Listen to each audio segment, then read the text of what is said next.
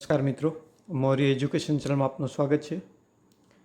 આજે આપણે MCQ topic wise સિરીઝમાં સેકન્ડ લેક્ચર છે, જેમાં ટોપિક છે બંધારણનું આમુખ.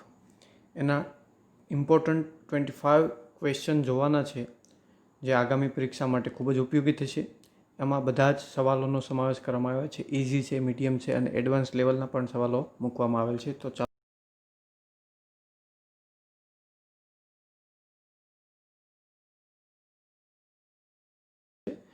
તો આમુખનો ખ્યાલ છે એ ભારતનું જે બંધારણ છે એમાં આપણે અમેરિકાના જે બંધારણ છે એમાંથી લીધેલ છે. જે અમેરિકાના બંધારણમાંથી આપણે આમુખનો ખ્યાલ ભારતના બંધારણમાં લીધેલ છે. તો ખાસ યાદ રાખવાનું. અત્રે અન્ય માહિતી જોઈએ તો આયર્લેન્ડના બંધારણમાંથી શું લીધું છે? તો રાજ્યનીતિના માર્ગદર્શક સિદ્ધાંતો. ઓસ્ટ્રેલિયામાંથી સંયુક્ત યાદી સંબંધિત અને કાયદા દ્વારા પ્રસ્થાપિત પ્રક્રિયા. જાપાન જેવા આપણે અગત્યના સ્ત્રોત લીધેલા છે. સેકન્ડ ક્વેશ્ચન જોઈએ તો ભારતીય બંધારણમાં આમુખની ભાષાનો સ્ત્રોત કયા દેશના બંધારણમાંથી લીધેલ છે? તો આમુખની ભાષાનો સ્ત્રોત જ્યારે પ્રશ્ન પૂછવામાં આવે ત્યારે ખાસ ધ્યાન રાખજો, અમેરિકા લખીને આવતા નહીં, પરંતુ સાચો જવાબ આવશે ઓસ્ટ્રેલિયા. તો આમુખની ભાષાનો સ્ત્રોત છે એ ઓસ્ટ્રેલિયામાંથી લીધેલ છે. ત્યારબાદ અન્ય વિગત જોઈએ તો દક્ષિણ આફ્રિકામાંથી છે આપણે બંધારણમાં સુધારો કરવાની પ્રક્રિયા લીધી છે. બ્રિટનમાંથી સમગ્ર સંસદીય પદ્ધતિ લીધી છે. રાષ્ટ્રપતિ ઉપરાષ્ટ્રપતિનું પદ પણ અમેરિકામાંથી લીધું છે આપણે. ત્યારબાદ ત્રીજો ક્વેશ્ચન જોઈએ, આમુખમાં અત્યાર સુધીમાં કેટલી વખત સુધારો થઈ ચૂક્યો છે? તો આમુખમાં અત્યાર સુધીમાં ફક્ત એક જ વખત સુધારો થયો છે, અને એ પણ 42મો બંધારણીય સુધારો 1996માં 1976માં 42મા બંધારણીય સુધારા દ્વારા સૌપ્રથમ વખત આમુખમાં સુધારો કરવામાં આવ્યો હતો. 3 શબ્દ ઉમેરવામાં આવ્યા હતા. એટલા માટે સાચો જવાબ આવશે એક વખત. ફોર્થ ક્વેશ્ચન છે, બંધારણના આમુખમાં કયા બંધારણીય સુધારાથી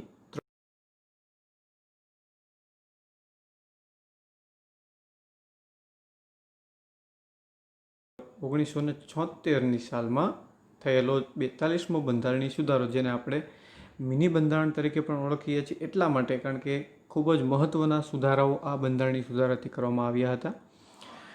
તો આમુખમાં 3 શબ્દો ઉમેરવામાં આવ્યા, અથવા તો આમુખમાં ક્યારે સુધારો કરવામાં આવ્યો, અથવા તો આમુખમાં કયા બંધારણીય સુધારોથી સુધારો કરવામાં આવ્યો. તો આ તમામ મહત્ત્વની બાબતો યાદ રાખવાની છે. તો આગળ જઈએ. ભારતીય બંધારણમાં આમુખને જન્માક્ષર અથવા તો જન્મકુંડળી તરીકે ઓળખ આપી છે. તો સાચો જવાબ આવશે અહીંયા કમા મુનશી, કનૈયાલાલ મુનશી. તો આ સવાલ તો વારંવાર પૂછાઈ ગયો છે અને દરેકને આવડે પણ છે. તો આમુખને જન્માક્ષર કહેનાર અથવા તો બંધારણમાં આમુખને જન્મકુંડળી તરીકે ઓળખ આપનાર કનૈયાલાલ મુનશી હતા. ત્યારબાદ ભારતીય બંધારણના આમુખને બંધારણના ઓળખપત્ર તરીકેની ઓળખ કોણે આપી છે? તો બંધારણના ઓળખપત્ર તરીકેની ઓળખ બંધારણના આમુખને નીચેનામાંથી કયા વિદ્વાને આપી છે? તો બંધારણના ઓળખપત્ર તરીકેની ઓળખ છે N.A. પાલખીવાલાએ આપેલી છે. મોસ્ટ યાદ રાખજો, બંધારણવિદ છે મહાન N.A. પાલખીવાલાએ બંધારણના આમુખને બંધારણના ઓળખપત્ર તરીકે ઓળખ આપી છે. ત્યારબાદ આમુખને ભારતીય બંધારણનું મૂલ્યવાન અંગ તરીકે કોણે ગણાવ્યું છે?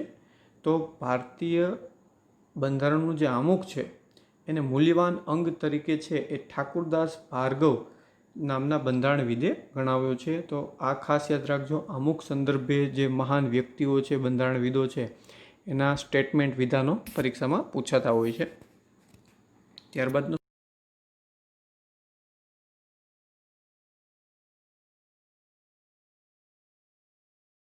અમેરિકાની આઝાદીની ઘોષણા સાથે આપણા આમુખને સરખાવનાર બંધારણવિદ ન્યાયમૂર્તિ હતા ન્યાયમૂર્તિ N. હિદેતુલ્લા. તો ખાસ યાદ રાખજો, N. હિદેતુલ્લાએ ભારતીય બંધારણનું જે આમુખ છે એને અમેરિકાની આઝાદીની ઘોષણા સાથે સરખામણી કરી છે.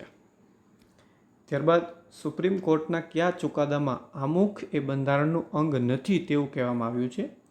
તો યાદ રાખજો મિત્રો, LIC ઓફ ઇન્ડિયાનો કેસ છે 1995, વેરી ફેમસ કેસ છે. એમાં સુપ્રીમ કોર્ટે કીધું છે કે ભાઈ આમુખ છે એ બંધારણનો ભાગ છે. ત્યારબાદ કેશવાનંદ ભારતીમાં પણ કીધું છે કે ભાઈ બંધારણનો ભાગ છે આમુખ. એક સુપ્રીમ કોર્ટનો એક ચુકાદો છે કે જેમાં આપણે બેરીબારું જે પ્રદેશવાળો જે ચુકાદો છે કે જે આપણે પાકિસ્તાનને સોંપ્યો હતો 1960માં, જે બેરીબારું કેસ થયો હતો સુપ્રીમ કોર્ટમાં. તો આ કેસમાં ભારતના સુપ્રીમ કોર્ટે ટાંક્યું હતું કે આમુખ છે એ બંધારણનું અંગ નથી, એટલે એનું અર્થઘટન અથવા તો એના આધારે કોઈ સુધારો કરી શકાય નહીં, અથવા તો એમાં પણ સુધારો કરી શકાય નહીં, એવી મહત્ત્વની બાબત જણાવી હતી બેરીબારું કેસમાં. ત્યારબાદ આગળ ચલીએ. ભારતીય બંધારણના આમુખનું પ્રારૂપ કોણે તૈયાર કર્યું હતું? તો અગાઉ પણ આ સવાલ આવી ગયો છે. બંધારણના આમુખનું પ્રારૂપ છે એ સર BN રાવ દ્વારા તૈયાર કરવામાં આવેલ છે.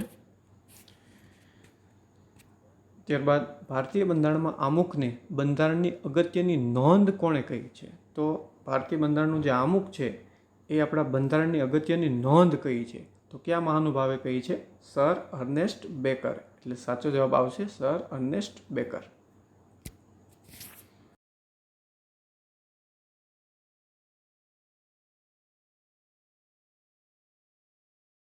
નથી. તો ભારતીય બંધારણનું જે આમુખ છે એમાં ઘણા બધા શબ્દોથી બનેલું છે, પરંતુ વાક્ય એક જ છે. યાદ રાખજો, ભારતીય બંધારણનું જે આમુખ છે એ કેટલા વાક્યનું બનેલું? તો સંપૂર્ણ એક જ વાક્યનું બનેલું છે, પરંતુ એમાં ઘણા બધા શબ્દો છે. અમે ભારતના લોકોથી શરૂઆત થાય છે. તો એમાં જે વૈચારિક શબ્દ છે એનો ઉલ્લેખ ક્યાંય જોવા મળતો નથી. લોકતાંત્રિક, પ્રજાસત્તાક, બંધુત્વ, આ ત્રણેય શબ્દ જોવા મળે છે. ત્યારબાદ ભારતીય બંધારણના આમુખ મુજબ બંધારણને નીચેનામાંથી કોણ શક્તિ પ્રદાન કરે છે? તો યાદ રાખજો, જે બંધારણનું આમુખ છે એમાં જ એવું દર્શાવેલું છે કે જે બંધારણની શક્તિ કોણ પ્રદાન કરે છે? તો ભારતના લોકો છે એ શક્તિ પ્રદાન કરે છે, પાવર આપે છે. તો સાચો જવાબ આવશે ભારતના લોકો. આ જે છે એ અગાઉ ઘણી બધી પરીક્ષાઓમાં પૂછાઈ ગયેલી છે. કેન્દ્ર સરકારની પરીક્ષાઓમાં પણ આ સવાલ પૂછાઈ ગયેલો છે. તો યાદ રાખજો, ભારતના લોકો, કારણ કે આપણા આમુખની શરૂઆત જ અમે ભારતના લોકોથી થાય છે. ત્યારબાદ નીચેનામાંથી કયા બંધારણ વિધિ બંધારણના આમુખને આપણા લાંબા ગાળાના સપનાઓનો વિચાર છે તેવું કહ્યું હતું? તો જે બંધારણનો આમુખ છે એ આપણા લાંબા ગાળાના સપનાઓ સેવેલા છે એનો આ વિચાર છે, તો એવું કહ્યું હતું અલ્લાદી કૃષ્ણસ્વામી અય્યરે. તો આ વિધાન છે એ અલ્લાદી કૃષ્ણસ્વામી અય્યરે કીધું હતું. ત્યારબાદ ભારતીય બંધારણના આમુખ મુજબ કયા પ્રકારની ન્યાયની વાત કરવામાં આવી છે? તો કેટલા પ્રકારની અથવા કયા પ્રકારના ન્યાયની વાત કરવામાં આવી છે આમુખમાં? તો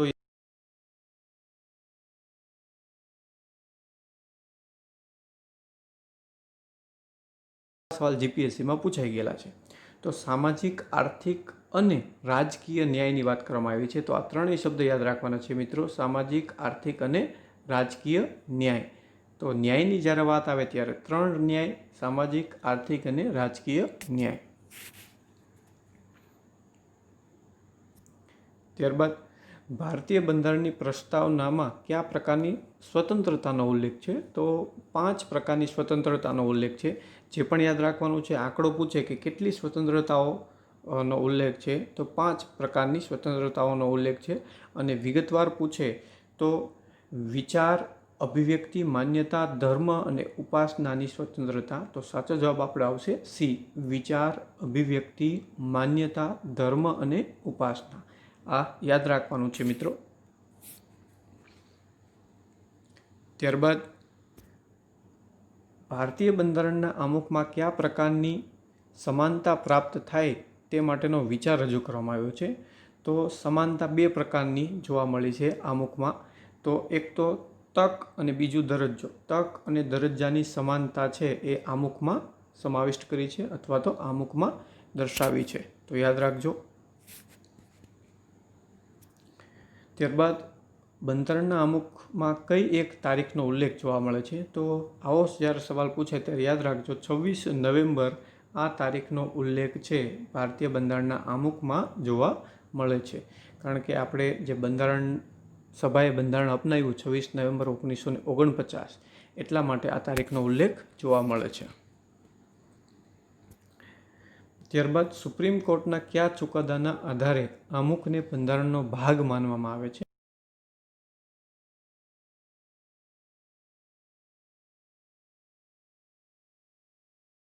તો કેશવાનંદ ભારતી કેસ 1973 અને LIC ઓફ ઇન્ડિયા કેસ, આ બંને કેસમાં આમુખને બંધારણનો ભાગ માનવામાં આવ્યું છે. અને આમુખને બંધારણનો ભાગ ન માનવામાં આવ્યો એવો સુપ્રીમ કોર્ટનો કેસ તો કે બેરી બારુ યુનિયન કેસ. યાદ રાખજો મિત્રો.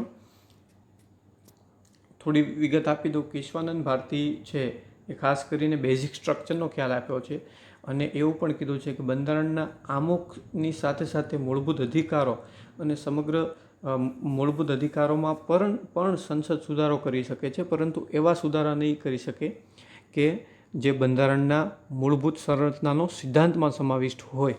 ઓકે, તો આ ખાસ વિગત યાદ રાખજો કેશવાનંદ ભારતી કેસ. તો આમુખમાં પણ સુધારો કરી શકાય છે તો અને આમુખને બંધારણનો ભાગ પણ માનવામાં આવ્યો છે. ત્યારબાદ ભારતના બંધારણના આમુખમાં સ્વતંત્રતા, સમાનતા અને બંધુત્વનો ખ્યાલ શેમાંથી લીધેલ છે? તો સ્વતંત્રતા, સમાનતા અને બંધુત્વનો ખ્યાલ છે એ આપણે ફ્રાન્સની રાજ્ય ક્રાંતિમાંથી લીધેલો છે. ફ્રાન્સની રાજ્ય ક્રાંતિમાંથી આપણે સ્વતંત્રતા, સમાનતા અને બંધુત્વનો ખ્યાલ લીધેલ છે. ત્યારબાદ સુપ્રીમ કોર્ટના કયા ચુકાદાને આધારે બંધારણના આમુખમાં સુધારો કરી શકાય છે તે બાબતની જોગવાઈ કરવામાં આવી છે?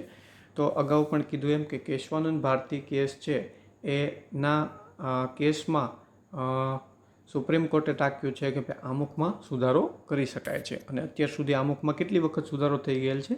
એક વખત. ત્યારબાદ ભારતીય બંધારણના અમલ સમયે આમુખમાં નીચેના પૈકી કયા શબ્દનો ઉલ્લેખ થયેલ નથી? તો યાદ રાખજો મિત્રો, જે આમુખનું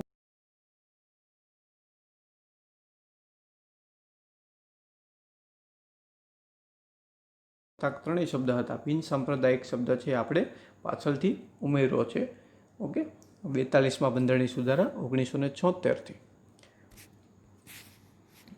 ત્યારબાદ ભારતીય બંધારણના આમુખ સંદર્ભે નીચેનામાંથી કયું વિધાન સાચું છે? આ વિધાન ટાઈપના ક્વેશ્ચન GPSCમાં ખાસ કરીને પૂછાતા હોય છે. તો સંસદ અનુચ્છેદ 368 મુજબ આમુખમાં સુધારો કરી શકે છે. તો બિલકુલ સાચી વાત છે. કેશવાનંદ ભારતી કેસમાં સુપ્રીમ કોર્ટે તાક્યું છે કે ભાઈ આમુખમાં પણ સુધારો કરી શકાય છે અને આમુખ છે એ બંધારણનો મૂળ ભાગ છે. બીજું વિધાન કેવું છે? ભારતીય બંધારણના આમુખમાં અત્યાર સુધી એક પણ વખત સુધારો થયેલ નથી. તો આ વિધાન ખોટું છે, કારણ કે એક વખત સુધારો થઈ ગયેલ છે. તો સાચું વિધાન પસંદ કરવાનું છે. તો સાચું વિધાન આપણે આવશે એ. ત્યારબાદનો સવાલ છે, નીચેનામાંથી કયું વિધાન ખોટું છે? તો અહીંયા તમે જરાક અંડરલાઇન કરી નાખવાની જ્યારે ક્વેશ્ચન વાંચો ત્યારે, કે ખોટું વિધાન પસંદ કરવાનું છે. જોઈએ, આમુખ છે, આમુખ અંતર્ગતની જોગવાઈઓને કોર્ટમાં પડકારી શકાય છે. બીજું વિધાન, બંધારણના અમલ સમયે આમુખ એ બંધારણનો ભાગ ન હતો. તો છે એમાં ખોટું વિધાન પસંદ કરવાનું છે. તો ખોટું વિધાન બી છે, બંધારણના અમલ સમયે આમુખ એ બંધારણનો ભાગ જ હતો. ઓકે, પાછળથી ક્યાંય સંસદના કાયદાથી કે સુધારાથી ઉમેરવામાં આવેલો નથી, પરંતુ મૂળ બંધારણનો ભાગ છે. અને આમુખ અંતર્ગતની જોગવાઈઓને કોર્ટમાં પડકારી શકાય છે.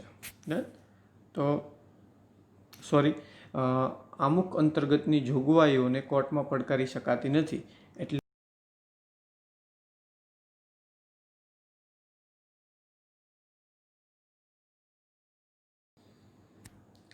ત્યારબાદ ભારતીય બંધારણના આમુખની ડિઝાઇન કોણે તૈયાર કરી હતી? તો ભારતીય બંધારણના આમુખની ડિઝાઇન છે એ બેઓહર રામ મનોહર સિન્હાએ તૈયાર કરી હતી. બેઓહર રામ મનોહર સિન્હાએ તૈયાર કરી હતી બંધારણના આમુખની ડિઝાઇન. ઓકે, તો અહીંયા તમારા માટે એક સવાલ છે કે આમુખ છે એ તમારે યાદ રાખવાનું છે. તમારે એક સવાલનો જવાબ આપવાનો છે કે આમુખ છે એ બંધારણનો ભાગ નથી એ કયા સુપ્રીમ કોર્ટના ચુકાદાને આધારે ટાંકવામાં આવ્યું હતું. તો યાદ રાખજો, બંધારણનો ભાગમાં આમુખ નથી આવતું અથવા તો આમુખ છે બંધારણનો ભાગ નથી એવું સુપ્રીમ કોર્ટના કયા ચુકાદામાં ટાંકવામાં આવ્યું હતું. તો કમેન્ટ બોક્સમાં લખીને જણાવજો. So thank you for watching this video.